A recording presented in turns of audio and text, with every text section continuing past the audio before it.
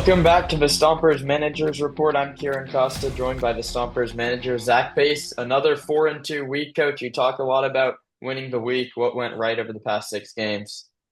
Yeah, we played some decent ball and won the week. I mean, that's the goal, and we won more games than we lost. And we um, split down in slow, and then we had a tough ball game that we lost up here, 1-0. But we played some pretty good ball for the most part, and scored a lot more runs in the last two games, which were good. Yeah, this is your best 15 game when now 17 games start and you're now 4 years in the CCL. You and the Stompers usually come on strong second half, but you guys have been good through the first month. Any changes you see in this year's team compared to the last couple of years? I just think we have a great group of guys that are really, together and really pulling for the same thing. And they work their tail off. I mean, they really do. Every day that they're coming and getting extra work in and doing what it needs to be great, So a lot of these guys, if most of them, if not all, are really working hard every single day, and that's what I really enjoy. And I think that brings the group closer together. Also, when you're working that hard together and all pulling for the same thing. Yeah, you talk about bringing the team together, obviously pulling for a main goal of winning, but the expression sort of in summer ball, the coaches care about winning more than the players. A lot of them are focused on getting to the next level, boosting their stats for the summer. How does this team have a winning culture, you think? Yeah, well, I mean, I kind of preach that if you're not trying to win, you're not going to get yourself that much better, because if you are kind of playing that individual ball, you might not get yourself where you need to be because you're not playing that team baseball. And I'm a big believer in playing that team baseball is going to help everybody succeed in the future and help everybody, be better individually. So. I really feel like our guys are pulling that way and kind of working that way and just really like the direction of our team and hopefully we can continue that and have a really good second half of the season also. Tough week on the injury side. We saw Shannon have to come out of the game, Sepulveda have to come out of the game, and Baker have to come out of the game yesterday. With a roster this size, you're already deep into the summer. How have you built this team to withstand injuries like that? Yeah, I mean, we're gonna get some relief. We'll get some guys, and hopefully, guys get healthy also. So yeah, it's just about having enough guys. Quality players. I mean, all of our guys are quality. We love them all, and hopefully, we can, get healthy, and that's the main goal, and make sure that we're good to go on the field.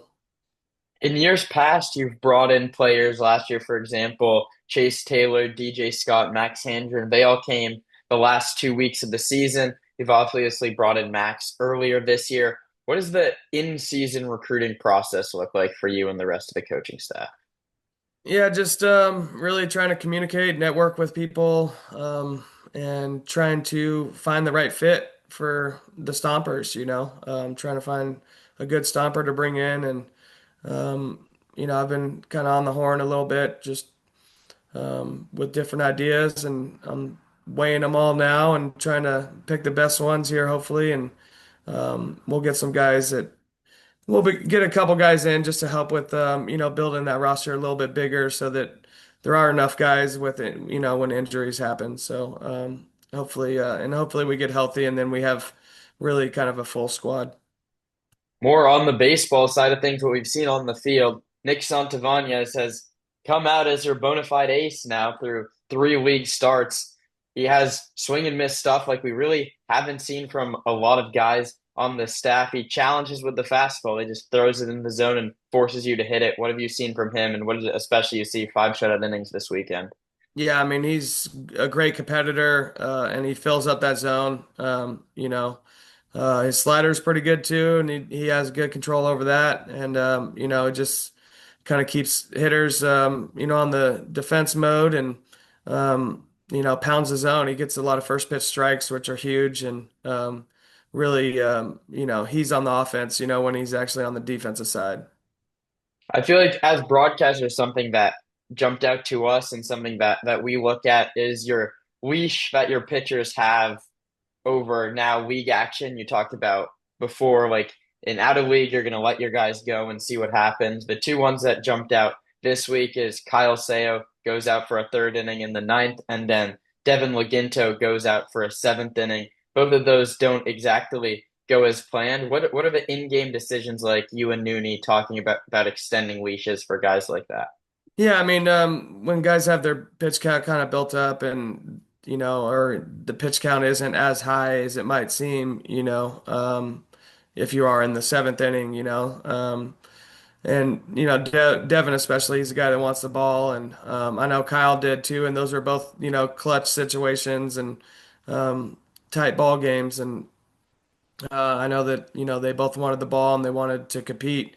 And sometimes going out there and when you are a little bit tired, is going to get you better as a ball player too. It's going to get you better as a pitcher. But me and Nooney, we constantly weigh, what we think's right, and obviously we're not going to throw our guys a ton and really wear them out, but we want to push them a little bit, especially the guys that need to be pushed and um, that can be pushed. So it was definitely nice to see those guys want to compete and help us win, and hopefully that continues here. We talk a lot about the offense. It's sort of Jekyll and Hyde. One game you'll go get shut out by Arroyo. Second one, then you go 9 runs, 10 runs Saturday and Sunday over the weekend. But I want to ask specifically about those crooked numbers. You guys go seemingly 10 innings without scoring a run, and then you have big 5 run, 6 run innings. What about this team's offensive approach leads you to getting those 5 run, 6 run innings, especially in the middle innings of games? Yeah, just putting together those quality at bats back to back, and sometimes the game is contagious to where once you do kind of get things rolling, then they kind of keep on rolling for you. And, guys might take similar at bats to one after another to help, create those big innings. And, a lot of the times the team that has the biggest inning usually wins the game. If you, the teams with those one big inning usually do win the game. If they score, they have a one bigger inning than the other team. So, getting those are huge, and really putting together back-to-back at bats. That's what it takes. It's just quality at bat after quality at bat. And that's a recipe for success in big innings. You're watching the Stompers manager report. That's Zach Pace. I'm Kiran Costa. You've been around this game a real long time, Coach. If we talk about a specific situation in Anthony Scheffler, I mean, he is breaking records at his high school 2 years ago, gets recruited to that D1 level, and it has to be a really tough mental hit to go there and just watch every game. He only gets 4 at-bats the entire spring. Now he's back in an everyday role. We've seen him struggle a little bit really on the mental side, what's that like for a player? Yeah, I mean, it's just about building that confidence back. He's a really good player, and he's gonna fail just like everybody else. And sometimes people do need to fail to succeed. And I have no doubt that he's gonna succeed down the line, and be a really good ball player.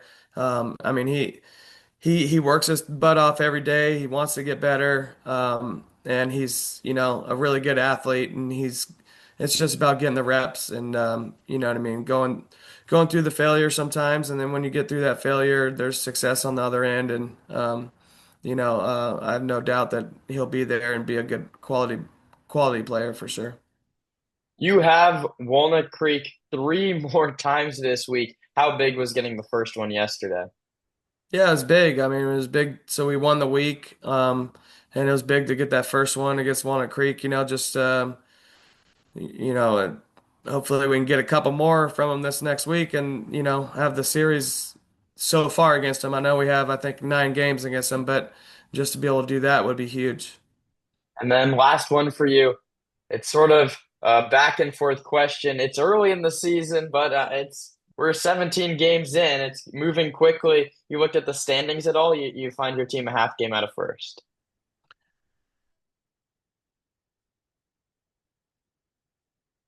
Fluctuate a lot, but you do kind of keep an eye on it and see how teams are doing. Um, but the bottom line is we got to take care of ourselves, and if we play good Stomper baseball every day, then we'll be right where we want to be at the end of the year, in the playoffs and, playing for a championship. So, just one day at a time and, take care of us and hopefully, we're right where we want to be. Thanks for taking the time, Coach. Thank you.